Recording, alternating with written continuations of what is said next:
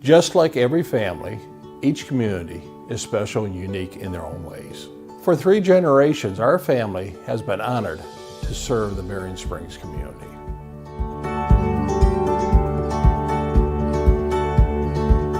Collectively, our communities offer us a wonderful place to call home.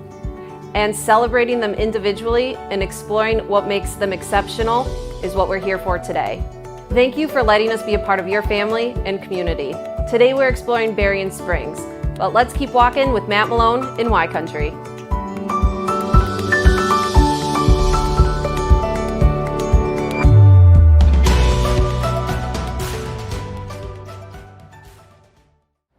I can say one name, and if you live here in Southwest Michigan, you likely know the town that we're visiting. Let's try it. Muhammad Ali. This town of 1,600 people, according to the 2019 census, we could say is likely the most diverse town in Southwest Michigan, especially per capita. So we're going to talk about that, as well as some other great things that Berrien Springs is known for.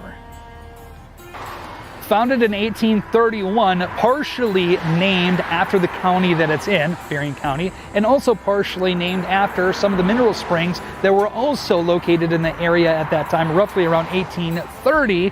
Berrien Springs has a lot of diversity. We mentioned that earlier, right? But the diversity is more than just people. We'll talk about that in a second, but the diversity ranges also with food products. You have different businesses like Apple Valley Market that has a lot of diverse products. You also have restaurants like Mabuhay Ethnic Foods, Melendez Imports, that is a restaurant and a grocery store. You also have New Berrien Springs Oriental Supermarket. We also have diversity in products in Berrien Springs. Looking at Lemon Creek Fabrics, that has incredibly difficult to find fabrics right here in the heart of Berrien Springs. Now, we said people. We cannot talk about the diversity with people in Berrien Springs without mentioning Andrews University. In 2018, U.S. News Best Colleges rankings were released, which actually included Andrews University as one of the country's most ethnically diverse national universities.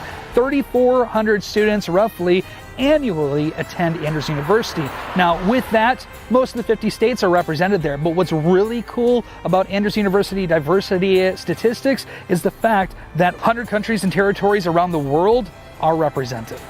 That's a pretty big deal. It's a pretty big deal.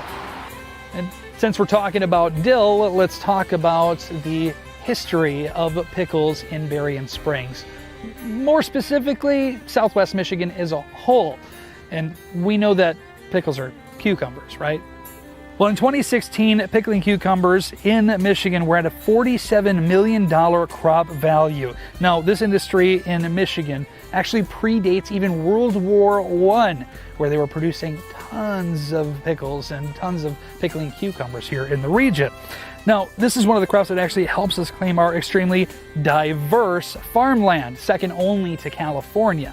Now, because of the strong German heritage in this community, as celebrated daily by the Kickers Club just outside the city limits of Berrien Springs, and pairing that with the fertile soil, pickles were just a huge crop in the Berrien Springs community from a consumer standpoint, as that's what families who settled in the area were familiar with, pickling cucumbers to try to preserve them to make them last through the winter months. Not only producing in the Southwest Michigan region, but really embracing and driving the tradition of the Christmas pickle as well.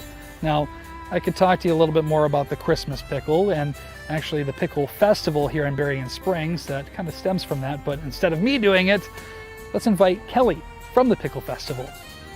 Back in the 1990s, our Chamber of Commerce decided to build a festival around an agricultural commodity, and they chose, of all things, the Christmas pickle. The festival started in the mid-90s, and after a 16-year hiatus, we brought it back in 2021. The community came out and supported us, and we had a great day. We look forward to everyone joining us again in 2022 on the 4th of July for the next annual Berrien Springs Pickle Festival. Also great to know that our sponsors of Walking in Y Country also supported the Pickle Festival too. That's the Heritage Chapel here in Berrien Springs. Thanks again, Kelly. Now, the Pickle Festival isn't the only event that happens here in Southwest Michigan. Actually, I would argue to say that one of the most well-known events in Berrien Springs and Southwest Michigan in general is the Berrien County Youth Fair, the Midwest's largest youth fair. And in fact, this year they're celebrating 75 years. And along those 75 years, not only handing out a lot of ribbons for all of the people showing a variety of different things from livestock to homemade goods and crafts, but also bringing a lot of entertainment to town. Legends like the Oak Ridge Boys and the Charlie Daniels Band, even more current artists like Miranda Lambert, Blake Shelton, Luke Bryan, Eric Church, just to name a few. And this year, Scotty McCreery is going to be taking the main stage as well. It is an incredible history that they've had here over 75 years, and we'd be here a while if we went through all of the legends that they had grace the stage here at the Berrien County Youth Fair.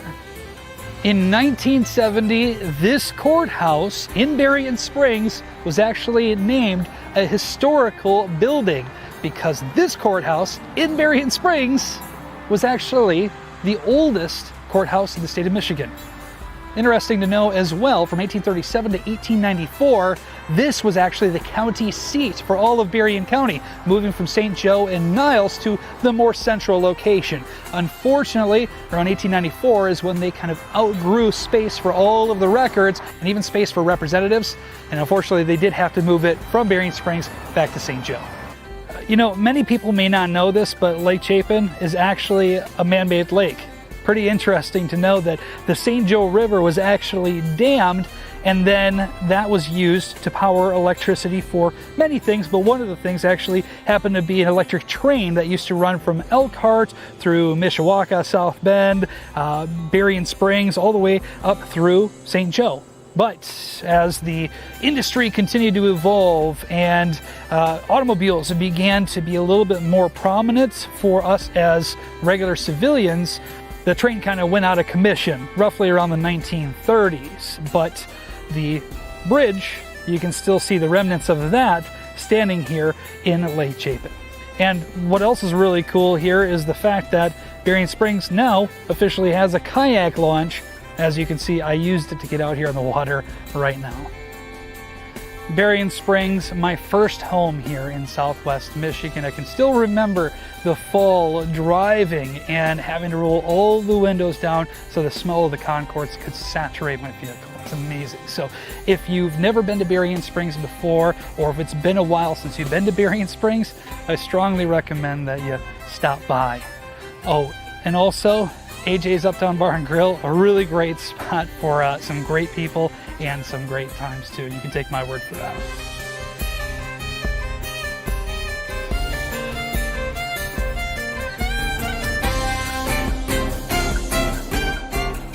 Man, walking in Y Country, I'm exhausted. At least we didn't call it like jogging in Y Country or sit-ups in Y Country. Although maybe if we called it rollerblading in Y Country, it'd have some killer calves. But walking Y Country it is.